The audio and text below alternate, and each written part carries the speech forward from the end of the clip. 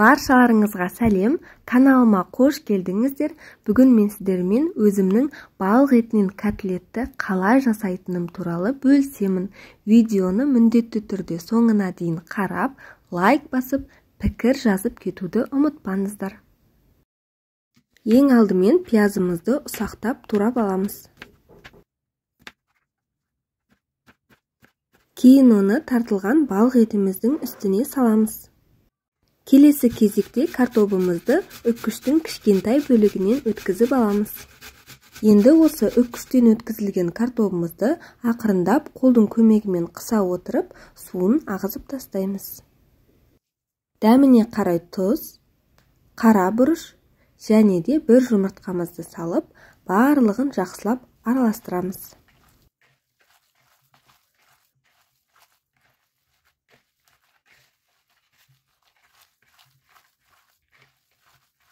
Енді осы дайын болған массамыздан өзіңізге керекті көлемдегі котлеттерімізді жасап шығамыз.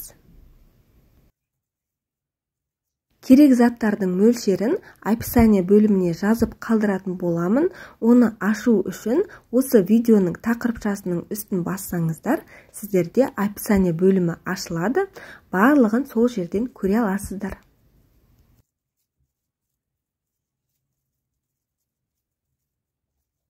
Ендігі кезекте котлеттерімізді ұнға аунатып, формасын келтіретін боламыз.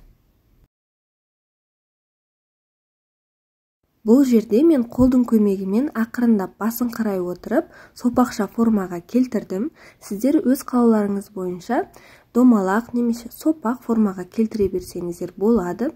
Және де көлемінде өз қалауларыңызша кішірек немесе үлкендеу етіп жасасаңыздар да болады. Және де достар, қазақша каналдың ары қарай дамуына өз үлестеріңізді қосып, лайк басып, комментария бөліміне өздеріңіздің пікірлеріңізді жазып, және де тіркелмеген болсаңыздар, подписация белгісін басып, тіркеліп кетулеріңізді сұраймын. Қызып тұрған табаға котлеттерімізді салып, қызарғанша дейін қуырып шығамыз.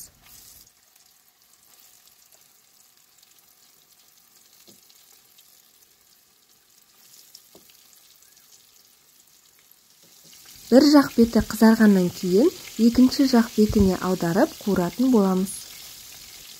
Бір жақ беті шамамен 6-7 минутта қызарады.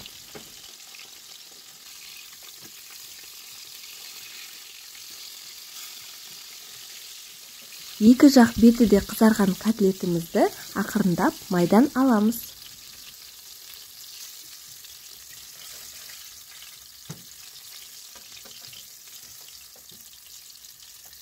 Барлық котлеттерімізді дәл осылай қуырып шығамыз.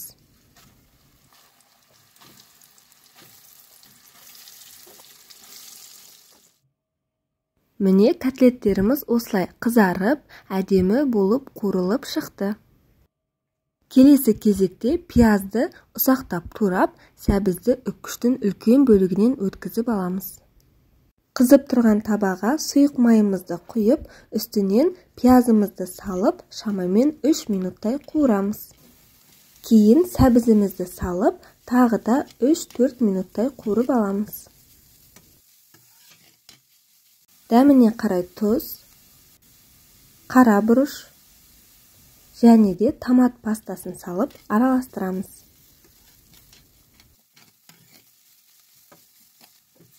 Енді су құямыз. Суымыз қайнағаннан кейін котлеттерімізді салып шығамыз.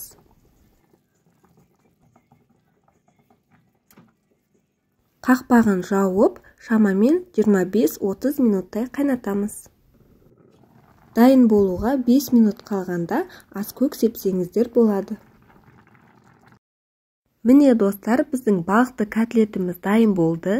Дәмі өте керемет, сочный болып шығады. Міндетті түрде осы рецептпен жасап көріңіздер. Сонымен қатар кез келген гарнирмен ұсына берсеңіздер болады. Мысалы, суға піскен күріш, картопты пюре немесе кез келген өзіңізге ұнаған макарон өнімдерімен ұсынсаңыздар болады.